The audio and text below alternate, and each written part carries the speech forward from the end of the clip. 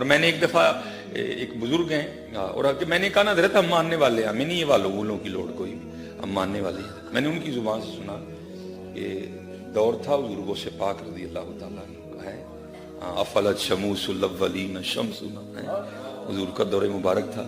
تو بغداد شریف کے مضافات میں رہنے والا خاندان تھا، باپ کا انتقال ہو گیا، ایک ہی بیٹا تھا۔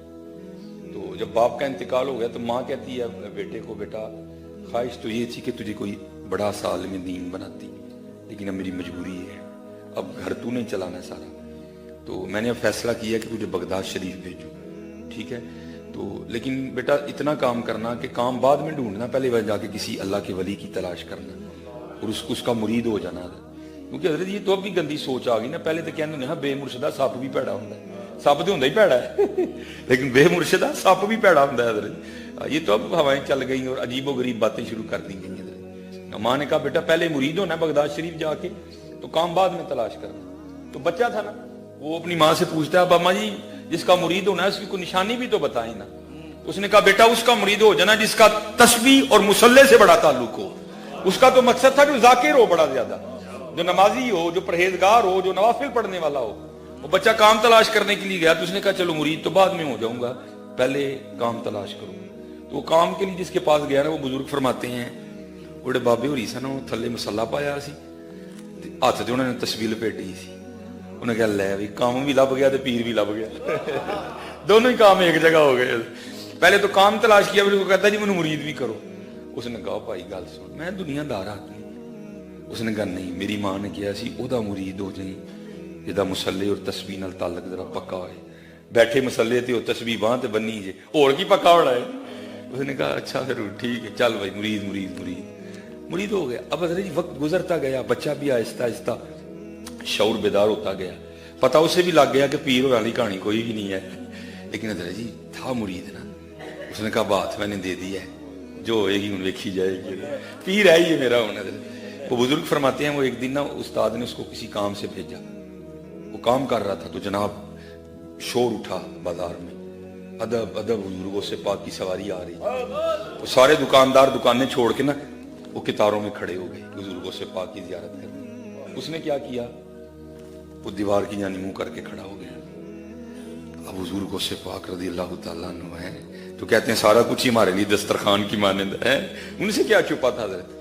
بزرگوں سے پاک گزرے نا تو دیکھا سارے میرے منہ کر کے کھلوتے ہیں، کاندل منہ کر کے کھلو رہے ہیں۔ کہا جاؤ اس کو لے کے آؤ، لائے تو آنکھیں زور سے بند۔ حضور نے مسکرا کے فرمایا بھائی میں کیوں نہیں دیکھتا، تو سارا زمانہ مجھے دیکھنے کے لیے کھڑا، تو کیوں نہیں دیکھتا؟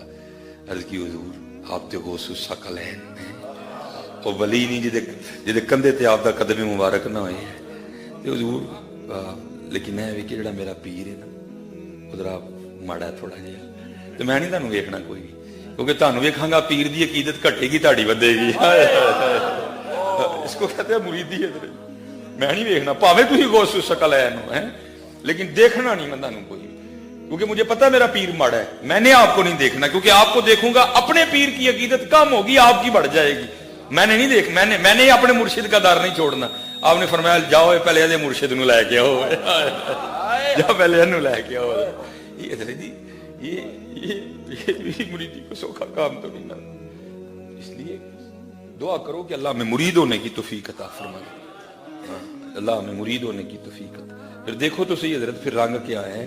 حضور سلطان باؤ فرماتے ہیں نہ رب عرش مولا اتے نہ رب خانے کعبے ہو، نہ رب عرش مولا اتے نہ رب خانے کعبے ہو، گنگا تیرتھ مول نہ ملیا پینڈے بے حسابے ہو، نہ رب علم کتابی لبا نہ رب وچ محرابے ہو، جددہ مرشد ملیا باہو چھٹے سب بذابے ہو، نہ میں جوگی نہ میں جنگم نہ میں چلا کمایا ہوں، نہ میں پج مسیتی وڑیا نہ تسباہ کھڑکایا ہوں، جو دم غافل سو دم کافر مرشد فرمایا ہوں، جیوے کامل مرشد باہو جنہیں سونا رب ملایا ہوں، جنہیں سونا رب ملایا ہوں۔ ہاں حضرت جی یہ حضرت ابو بکر شبلی علیہ الرحمہ یہ آپ فرماتے ہیں بس محبت نے یہ حضرت جی فطری عمل ہے، یہ فطرتاً ہمارے اندر موجود ہے، جو اللہ اللہ کرے گا نا سچے دل سے تو پھر ایک دن دل میں ضرور یہ بھی تمنا جاگے گی وہ جنہوں اینی دیر دے یاد کرنے انہوں دیکھیے بھی. یہ فطرتاً یہ تقریباً ہر صوفی نے یہ دعویٰ کیا ہے, ہر صوفی نے. حضور بلے شاہ بھی کہتے ہیں, آپ فرماتے ہیں کونگڑ چک لے سجنا بھی من شرما کن رکھیاں. اقبال نے بھی کہا, اقبال کہتے ہیں کبھی ہے حقیقت منتظر نظر آ لباس مجاز میں کہ ہزاروں سجدے تڑپ رہے ہیں میری جبین نیاز میں. اور قرآن کریم اس کا گواہ ہے. اللہ کے نبی حضرت موسیٰ علیہ السلام نے بھی عرض کی یا اللہ, لیکن کیا لن ترانی, کیوں نہیں دیکھ سکتے. وہ فلما تجل, بہرحال چلو ایک اور موضوع کھل جائے گا, وقت بھی نہیں نکلا. وہ حضرت, یا میں آپ کو بتانے مرشد ہوتا کیا ہے, مرشد اتنی بھی نظر رکھتے ہیں. وہ حضرت ابو بکر شبلی رحمۃ اللہ تعالی فرماتے ہیں وہ محبت نے غلبہ کیا اور میں حضرت جنید بغدادی کی خدمت میں حاضر ہوا. جا کر میں نے عرض کی حضور کو نظر کرم فرماؤ کہ فصل ہوئی, محبوب نہ ملاقات ہوئی. آئے آئے اور محبوب بھی قربان جاؤں حضرت انڈٹھیاں جدی تانگ دلانو اتے بن ملے ہوں جدی یاری. بھائی دیکھا تو نہیں نا, لیکن حضرت کتنے لوگ حضرت ہر روز اس کے سامنے سر جھکاتے ہیں. جب دیکھاں گے تو کی عالم ہوئے گا حضرت. اور اس کا بھی حضور نبی علیہ السلام, یہ دیکھو نا حضرت جی, یہ لائٹ ہے, میں میرے خیال سے 1 منٹ اس کو نہیں دیکھ سکتا. یہ میں نے تھوڑی دیر دیکھا تو میری آنکھیں دھندیا چندلا کے نہیں دیکھا جاتا. لیکن نبی علیہ السلام نے فرمایا, حدیث پاک کا مفہوم ہے, جب عشاق جنت میں اللہ جل شانہ کو دیکھیں گے نا تو اللہ جل شانہ اتنے سونے ہیں کہ عشاق 500 سال تک اللہ کو دیکھتے ہی رہیں گے, محو ہو جائیں گے اور آنکھ تک نہیں جھپکیں گے. 500 سال گزر جائیں گے, کوئی آنکھ بھی نہیں چپکے گا. اللہ جل شانہ جب اپنی شان کے مطابق جلوہ گر ہوں گے سب کے ساتھ. تو پھر آدم چشتی نے بھی کمال لکھا. آدم چشتی کیا کہتے ہیں, انڈٹھیاں جدی تانگ دلان اتے بن ملیوں جدی یاری, بن زلفوں جدا قیدی دو جگ. اللہ تو پاک ہے نا بالوں سے. آپ رومانوی شاعری پڑھے تو کیا ہے اس میں حضرت, کہاں محبوب کے رخساروں کا تذکرہ, کہیں ہونٹوں کا تذکرہ, کہیں آنکھوں کا تذکرہ ہے, کہیں اس کی. اللہ تو ان سب چیزوں سے پاک ہے. انڈٹھیاں جدی تانگ دلانو اتے بن ملیوں جدی یاری, بن زلفوں جدا قیدی دو جگ, بن نینا مست خماری ہیں, بن ہجروں جدی یاد ستاوے. کو بندہ بڑا مغموم بیٹھا نا, بھائی کیا ہوا, یار میرا پتر اٹلی ہوں تھا مجھے یاد آنڈے, لیکن وہ تو شارک سے بھی تیرے نزدیک ہے. بن ہجروں جدی یاد ستاوے, بن صورت خلق پجاری عالم اوس دی حمد کی لکھا, میری حمد و دے کس کاری. یہ فطری عمل ہے حضرت جی کہ جب کوئی محب, کوئی عاشق, کوئی سالک جب تسلسل سے اللہ اللہ کرتا ہے, پھر ایک وقت آتا ہے پھر نہ چاہتے ہوئے بھی زبان سے نکلتا ہے, گونگٹ چک لے سجنا وے ان شرما کانو رکھیاں وے. پھر یہ فطری عمل ہے حضرت یہ, اور تقریباً ہر عاشق نے یہ دعویٰ کیا حضرت. اس سے آگے بھی بڑے بڑے ڈاڈے شعر ہیں جو میں نہیں پڑھوں گا حضرت. اس لیے کیا کرو اللہ اللہ, تمہیں کیا بتاؤں اللہ اللہ میں چاشنی کیا ہے. یہ اللہ اللہ میں چاشنی کیا ہے. وہ 1:45 اچھا ابو بکر نہیں حضرت, پتہ کیا ہوتا ہے, آپ کا ڈر نہیں ہے کوئی سامنے نہ مفتی بول پہ.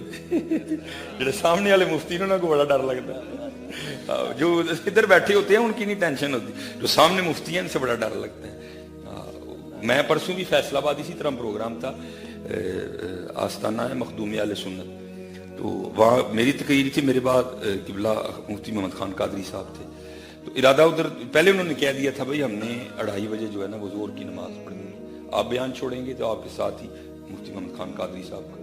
میں نے اس لیے ٹھیک 1:15 بجے جو ہے نا بیان چھوڑا, تو قبلہ خان قادری صاحب تو سامنے ایک مفتی صاحب بول پہ بھائی ظہر دا ٹائم ہو گیا. میں ٹھیک ہے جناب, وہ ڈر لگتا ہے باقی نہیں کوئی بھی حضرت. وہ اور یہ بات یاد رکھا کرے, ایسا کوئی معاملہ ہو نا بھائی ڈیٹ تو آپ نے اور میں نے رکھا ہے, وہ قرآن شریف میں تو نہیں آیا کہ وہ 1:30 بجے پڑھنی ہے. ان باتوں کا دھیان رکھا کرے. اب دیکھیں اتنے علماء بیٹھے ہیں تو سامنے سے کوئی بندہ بیٹھ جائے تو ہمارے پلے کیا رہ جاتا ہے. اس لیے کوئی یہ 1:30 بجے زور والا ٹائم آپ نے اور میں نے رکھا ہے, 1:45 والا ٹائم آپ نے اور میں نے رکھا ہے, تو کوئی ایسا ایشو نہیں ہے. حضرت ابو بکر शिबली अलैहिर्रहमा। अब कहते हैं मैं हज़रत जुनैद बगदादी की बारगाह में हाजिर हुआ और मैंने कहा हुजूर को नज़र फरमाओ कि वसल हुए। तो आप फरमाते हैं कि हज़रत खामोश रहे। कहते हैं मैंने फिर अर्ज़ की हुजूर को नज़र फरमाओ कि वसल हुए। फरमाते हज़रत फिर खामोश रहे। कहते मैंने फिर अर्ज़ की हुजूर को नज़र फरमाओ कि वसल हुए। तो कहते हैं हज़रत फिर खामोश रहे। कहते मैं थोड़ी देर बैठा और मैं घर आ गया और जो वजीफ़ा पीरो मुर्शिद की जानिब से अता हुआ था, कहते मैंने पढ़ना शुरू किया।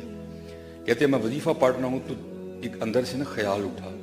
वो क्या था कि अबू बकर तू बुखील है।